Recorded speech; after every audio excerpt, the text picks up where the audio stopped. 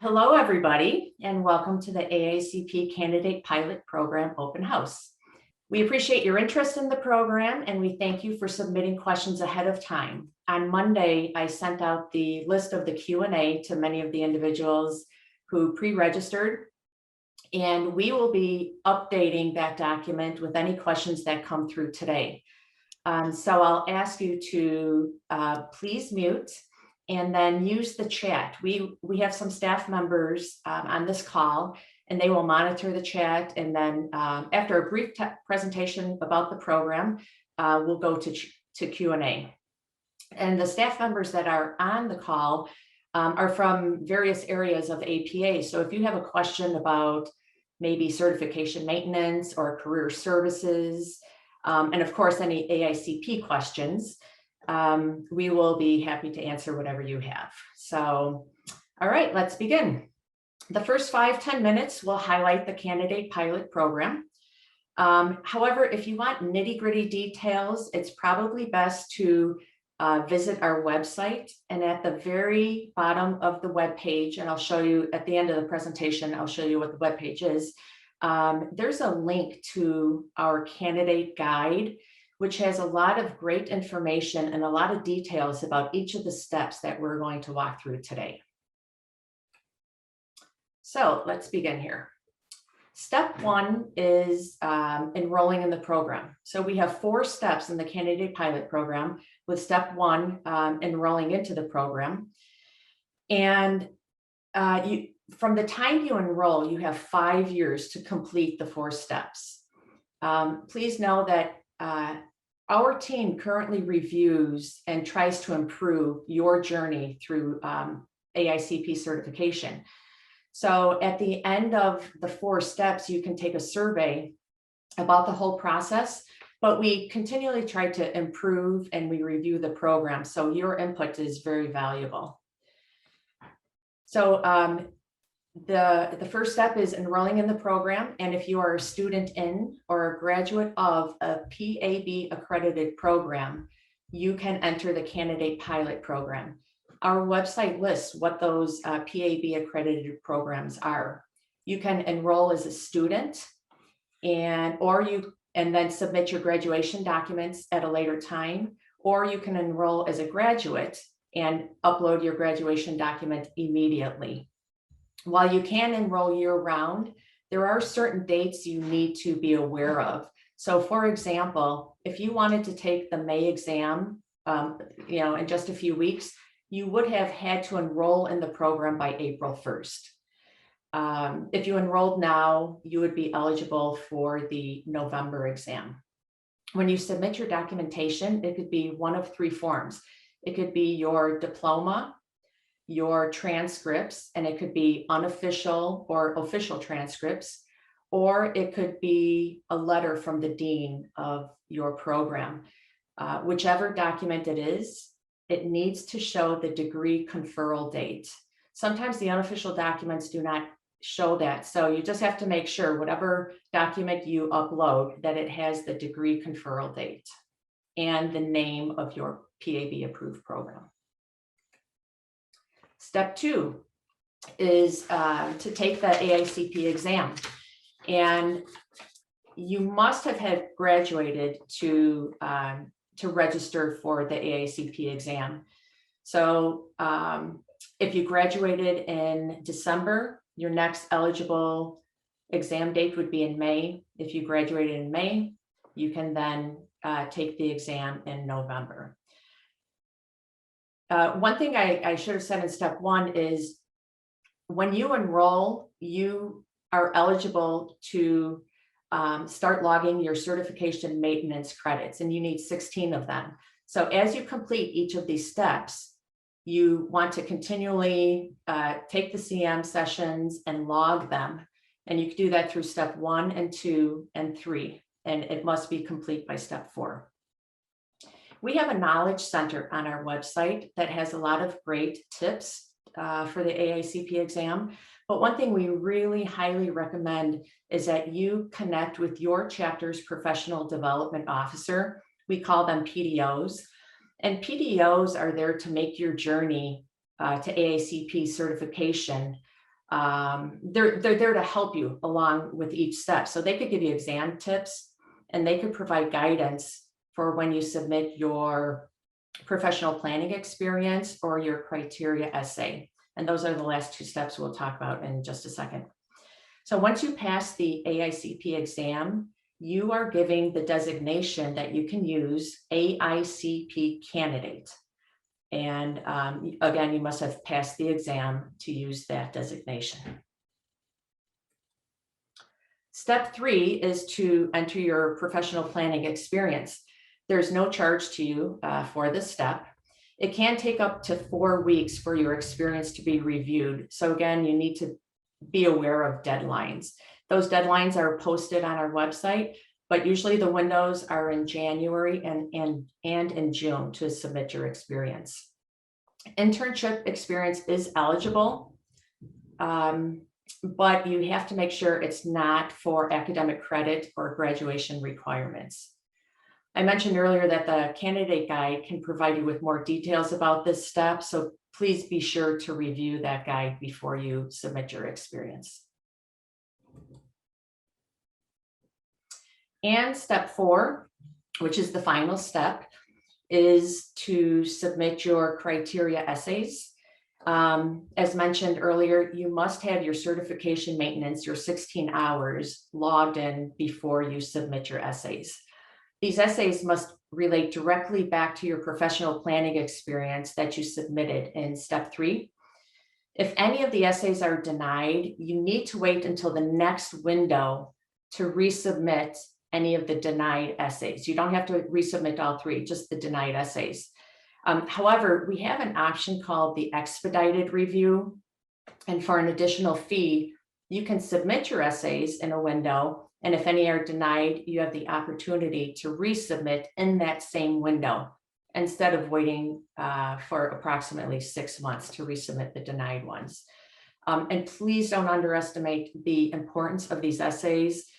Take your time, read the guides, and for more information, do contact your professional development officer to review them before you submit them. The PDO's journey, or the PDO's role, is to help you with your journey. We also, through our career services department, we offer mentors, and they can help you through this process, and mentors can provide you with general guidance about your planning career. So once the essays are approved, you will pay your AICP dues, and then your designation goes from AICP Candidate to just AICP. For more details about the Candidate Pilot Program, here is the link, planning.org/AICP/candidate. And at the bottom of this webpage will be the link to that guide I mentioned earlier. We update the website regularly, so please check it out for upcoming dates and deadlines, the fees, the links, and all of that. So now I would like to ask my colleague, Felicia, to monitor the chat to see if there's any questions we can answer for you. Sure. Thanks, Renee. I want to call to everyone's attention that in the chat, we provided links to the list of the PAB accredited programs, and then also the November and May and November exam dates. So let's see here. So the first question is, what are the CM sessions? How do I find and register for them? And let me see here. So we have an answer here in the chat at 12:07 p.m. CM sessions are events that are offered by an approved certification maintenance provider. This includes conferences, online workshops, webinars, and live in-person events. You can find the CM events in the CM search at the link provided. Okay. So then another question was, when do you need to complete your certification maintenance credits. So you do not have to complete them before taking the exam, just at the end before you submit your essays. We provided you with a link to find your chapter website where you can find your local professional development officer. After enrolling, may I submit CM credits I did prior to enrolling? And the answer to that is no, which is similar to how it's handled for regular AICP. So if you're just not using the candidate program to become AICP, certification maintenance events that you attended prior to becoming AICP also don't count. So we're just sort of getting you used to that model with the pilot program. Let's see here. Okay, if your required amount of experience is met just a few weeks after the deadline, should an applicant apply during the next window? So who wants to answer that? Hi, this is Jen Rolla. I can take that question. So your total amount of required experience, whether that's 2 years if you're in a master's program with PAB or 3 years for a bachelor's degree in PAB, you need to earn the total amount of experience before you begin your criteria essays. So if you happen to meet that requirement after the deadline falls, then unfortunately you'll need to wait for the next cycle in order to submit your criteria essays. Thank you.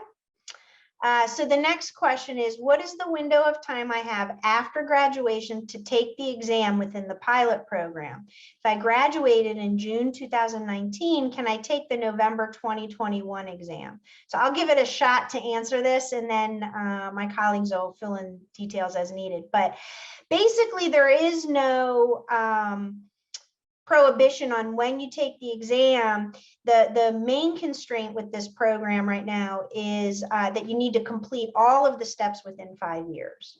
Right, so you can enroll at any time, and so if you enrolled now, you could take the November exam or future exams. Okay.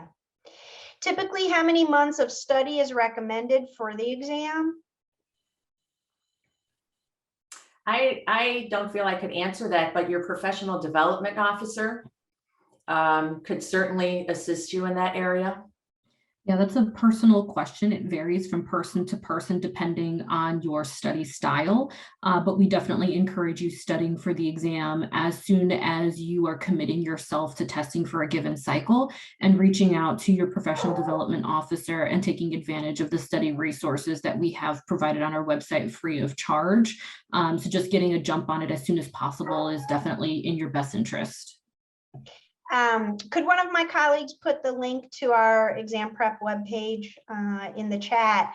I would say also is not to depend on any one source. It's usually better to use a variety of resources. And from what I understand, it's really helpful to identify the areas that you aren't familiar with, where you're weak, and focus your time studying on that. So that maybe the first step would be to identify, look at the outline and identify the areas that you are weak on. Oh, and a word of caution.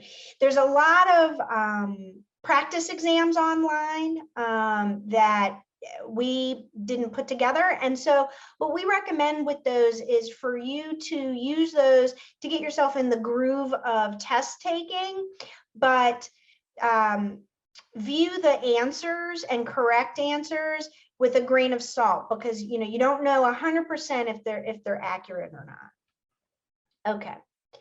Is there a cutoff when we no longer qualify for the candidate program and should go through the traditional program?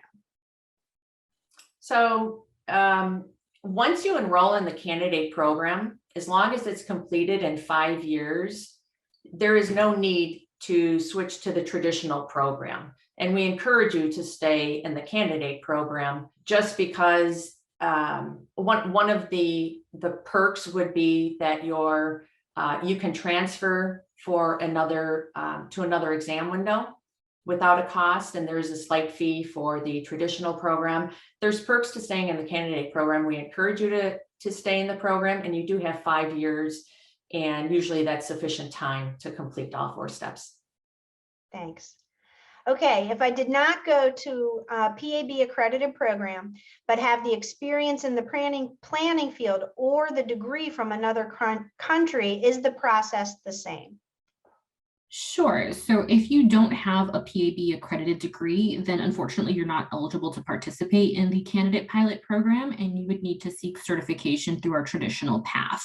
And the steps for the traditional path are a little different than in the candidate path. However, all of the requirements are the same. So you would still need to submit an AICP application where we'll vet your education and professional planning experience. And after that's approved, you can take the certification exam and submit your criteria essays in either order of your choice.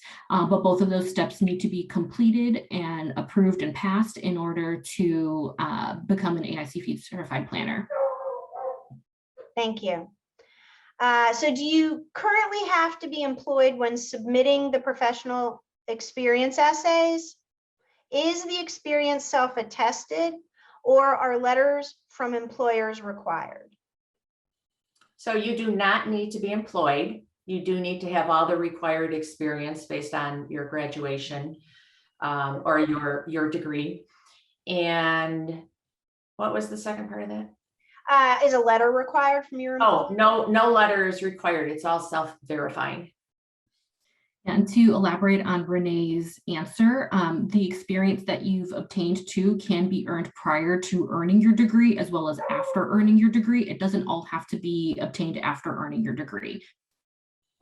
And also some internships count too, right? Right, as long as it's not for credit. Okay. So does the pilot program help save money compared to taking the traditional approach? So the costs are the same between the 2 programs. For the pilot program, I did mention there's a couple extra perks, I guess. If you wanted to transfer your exam from one window to the next, there is no fee involved. To resubmit any denied essays, there's no fee. So, but the general costs are split up differently between the 2 programs, but the end cost is the same. Thank you. All right. Oh, here we go. So while I'm reading this last question, could one of my colleagues add the link to the traditional path to AICP? So then, just to clarify, an undergraduate or graduate degree wouldn't satisfy the 2 years of experience.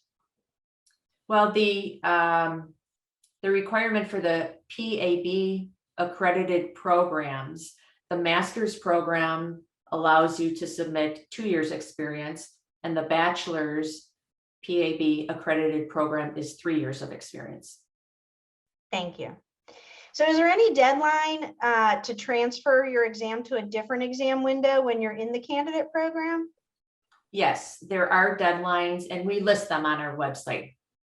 Okay. If I fail an exam, can you retake the exam, and would you have to pay for the full program again to retake it?